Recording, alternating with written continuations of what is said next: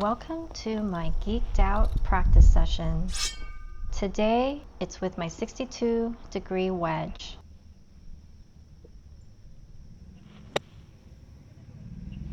It's my SM8 because it was a practice before I received Adam's gift of the SM10 Voki wedge from Titleist.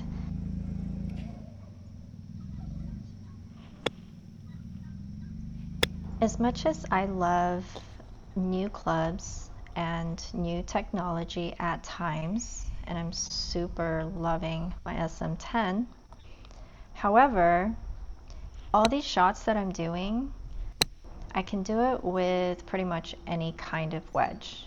Basically what I'm saying is, you are most of what you should work on. Hey, that's kind of a cool quote. I just came up with that. You are most of what you should be working on. If that's too poetic or philosophical, let me translate that. Getting new clubs aren't going to fix you.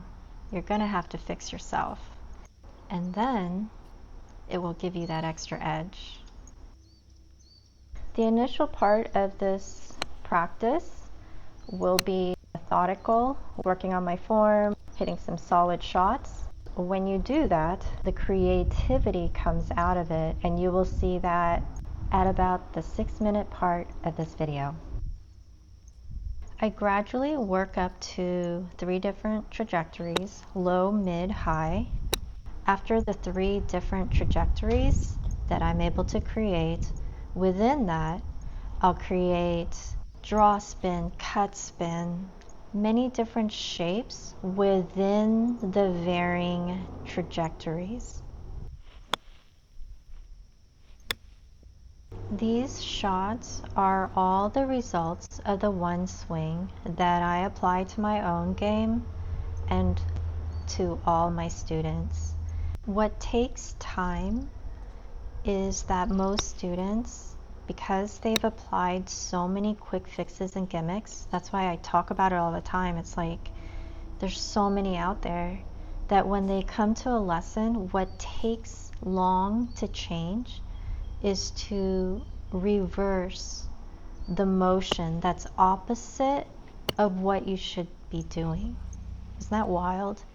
It's usually the opposite of what you should be working on.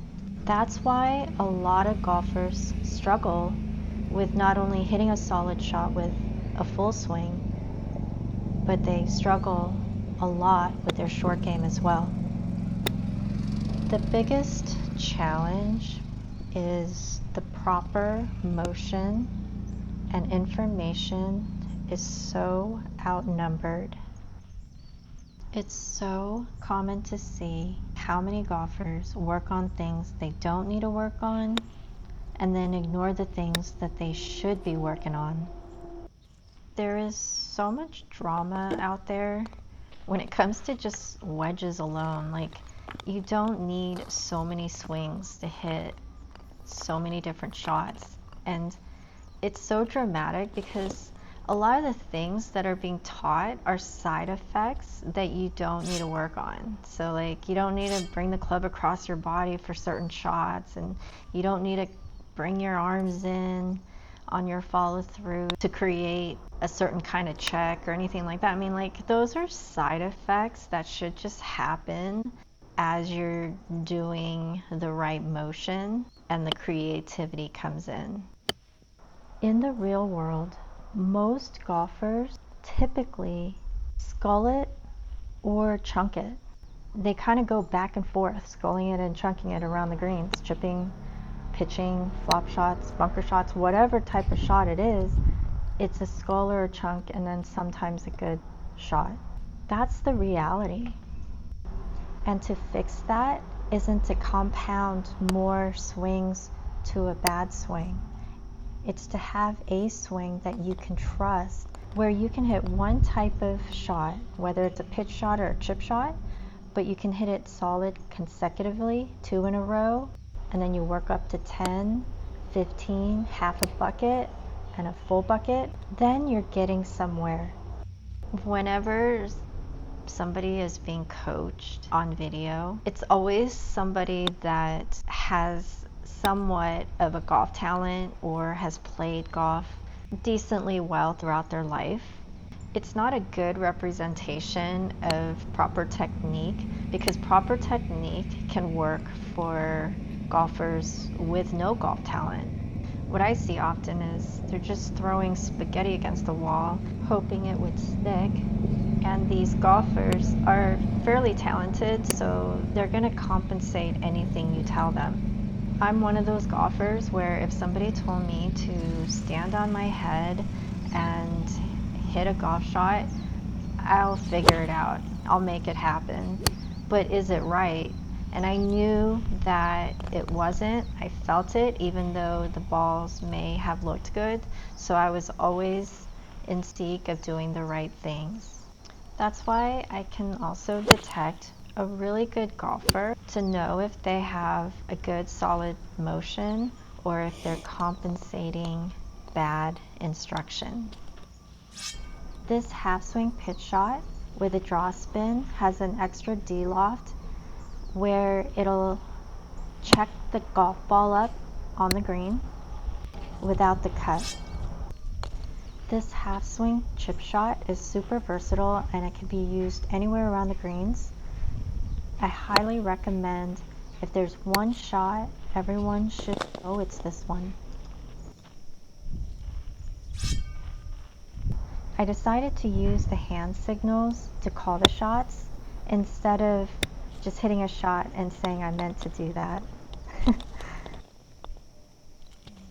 Full swing flop shot is more of an advanced shot, so I'd rather you get the pitch shot and the chip shots down before you do flop shots.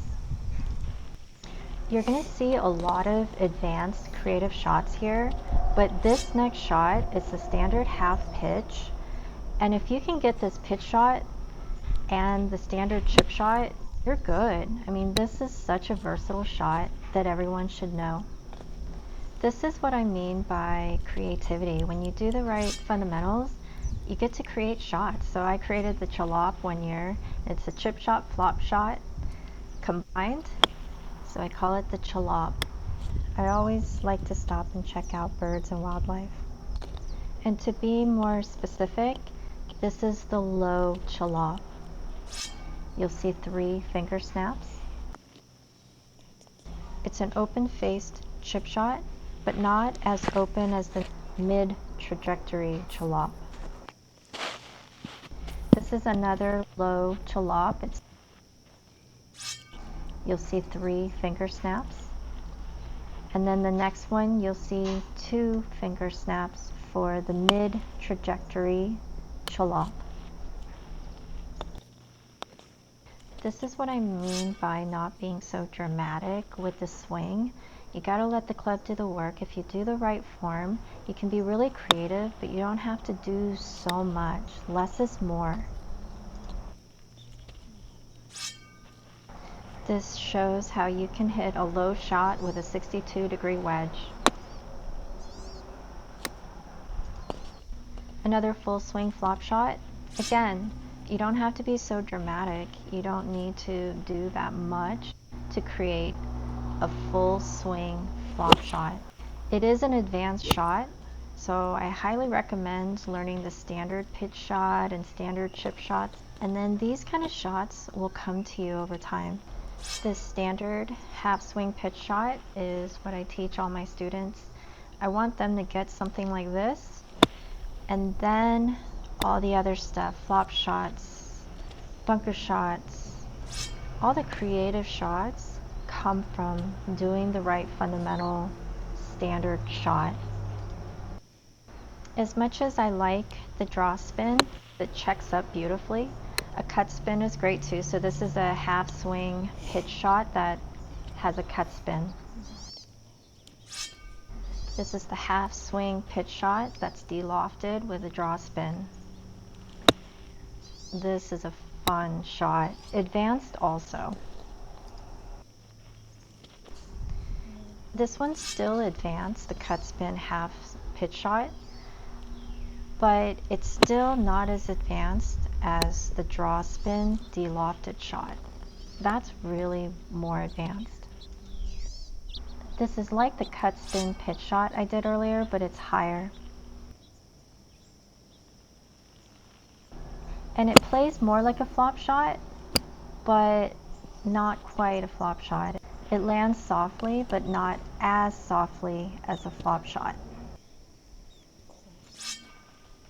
This is a full swing flop shot where I try to land it closer to myself and to not maximize the distance of a full swing flop shot. This is where feel comes into play, and a lot of golfers ask me, how do you get feel? Feel is the natural progression of the repetition of doing the right motion. Basically, these shots will come to you if you can hit standard pitch shots and chip shots solid on a regular basis. This is a half swing pitch shot with a cut spin. You can see how versatile wedges can be. I mean, I'm using one of the tougher lofts, which is a 62, and you can see how I can hit it low and I can hit it super high. And the next one is the half swing pitch shot. Same thing as before, except it's de-lofted with a draw spin. Ball back in my stance, but I hardly change my weight shift. You know how you hear all the time to keep your weight on your left side? I never did that in any of the shots that I did today. And within the tens of thousands of golf lessons I've given, it hasn't just worked for me, but it has worked for everyone that I've taught every single time.